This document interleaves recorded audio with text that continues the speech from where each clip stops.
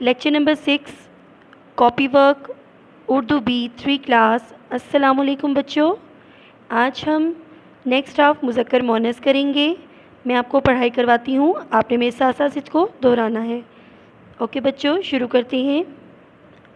हमारा next word है बूढ़ा, बूढ़ी, बूढ़ा, बूढ़ी। बंगाली, बंगालन, बंगाली, बंगालन।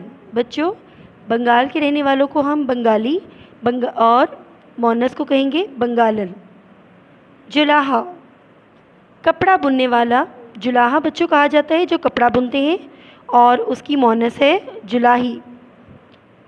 जुलाहा, जुलाही।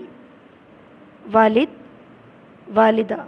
आप अपने अब्बू को वालिद कहेंगे और उसका मोनस है वालिदा। दुल्हा, नेक्स्ट वर्ड है बच्चों दुल्हा, दुल्हन, हाथी, हथनी, हाथी, हाथी का मोनस है हथनी। सुनार, सुनारन। जो सोने का काम करते हैं उनको हम कहेंगे सुनार, और उसकी मोनस है सुनारन।